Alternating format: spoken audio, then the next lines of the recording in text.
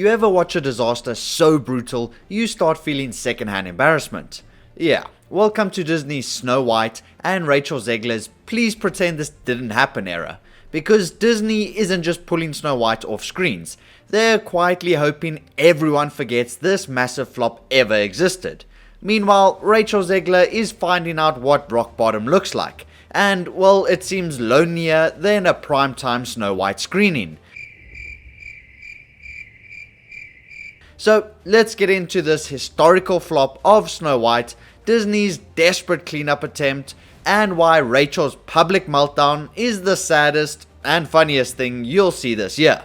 Trust me, you're gonna want popcorn for this one because it's probably more entertaining than the movie itself. So, although theatre owners have contracts and were legally forced to screen Snow White, some theatres were practically begging Disney to show anything else. Because, well, Snow White clearly wasn't bringing in any ticket sales. But some theatres didn't even wait for permission. They kicked Snow White out and screened literally anything else. We've all seen the videos of empty theatres. I even lost a bet with my viewers and had to go watch the movie. And even my theatre was empty. And let me tell you, all I'm saying is you do not want to play a game of hide and seek in there because you won't find a soul. One Monday, only 2,200 people across the entire country bought tickets to Snow White. That's not an audience, that's a slow day at Starbucks. Rachel Zegler herself even put these empty theatres on full display. And for those who say she just hired out the entire theatre, I highly doubt it. Although buying all those tickets probably would have been a great help. But as if it wasn't bad enough in the US, the international market straight up ghosted Disney too. Lebanon banned Snow White altogether. The entire country collectively said no thanks. But this was not due to Rachel Zegler for once. Turns out having Gal Gadot, an Israeli actress, as the evil queen didn't sit well with Lebanon's government, who promptly ordered the movie to be blocked nationwide. So no Disney princess magic there, just a full-on exile. Meanwhile, China didn't even bother giving Snow White a release date. So when China passes on a Disney movie, you know it's officially radioactive. Now, here's where it gets hilarious. Right as Snow White flopped, Minecraft the movie dropped, and absolutely body slammed Disney's princess reboot. Minecraft's opening weekend generated $162 million domestic, and 2 weeks later generated over $550 million worldwide.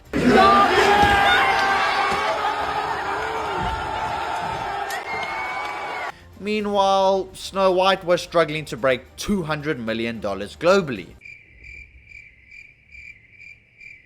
Now, you can imagine that theatres didn't think twice.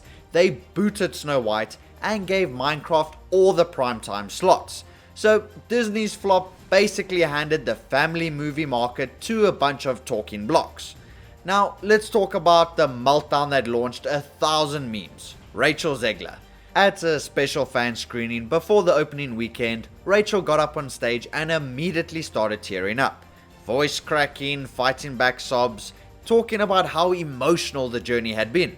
Thank you so much for being here. This is a movie that is so close to my heart. I love everybody in this movie so dearly. Coming to the end of this road of the release feels really crazy because when you spend so much time with something, it becomes such a big part of you and a big part of your heart. And Snow White has really been that way for me. And to see this is really emotional for me, so I'm going to try to not do that. It was supposed to be a victory lap, but it felt more like a public therapy session at Chuck E. Cheese. And it didn't end there. Online, Rachel wasn't doing any better.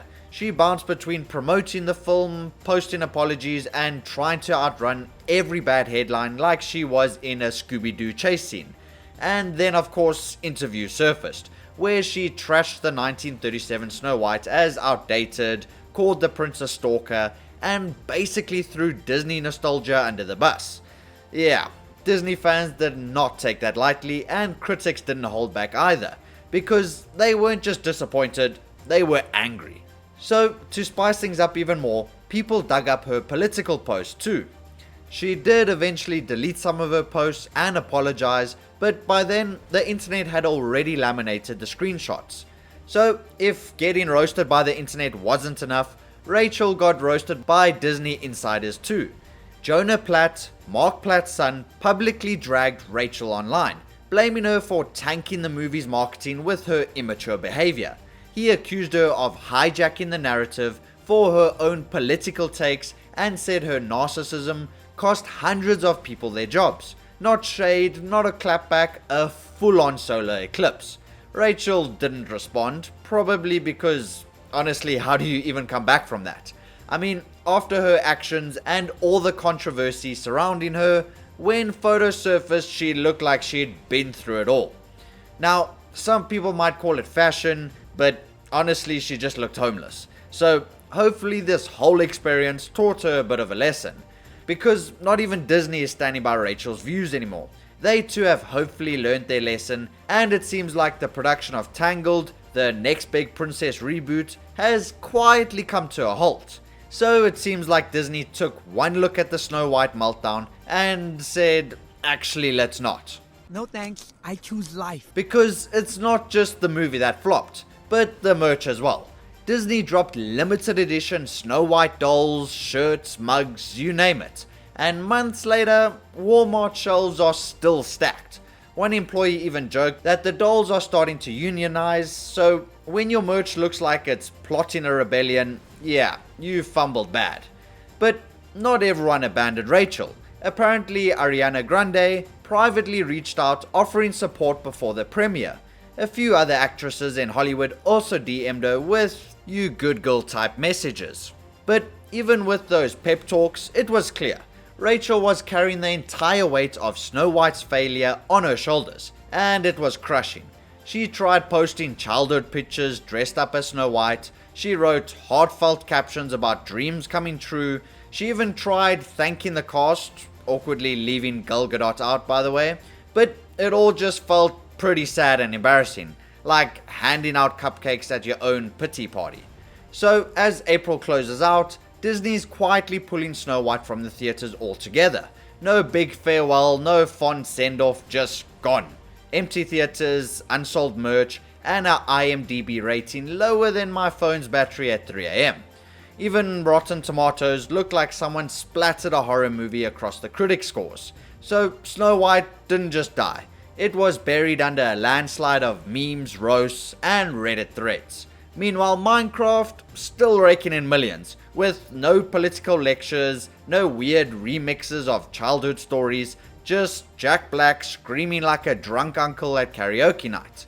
So that, my friends, is exactly how Rachel Zegler went from Disney's next big thing to the face of one of the biggest box office disasters in years. So what do you think? Can Rachel claw her way back from this mess, or is her fairy tale officially game over? Drop your thoughts below, like, subscribe, and share this video with someone who still thinks Disney's untouchable. And remember, if you ever find yourself starring in a $270 million Disney movie, maybe don't tell half a country not to watch your movie because they might just listen. Peace.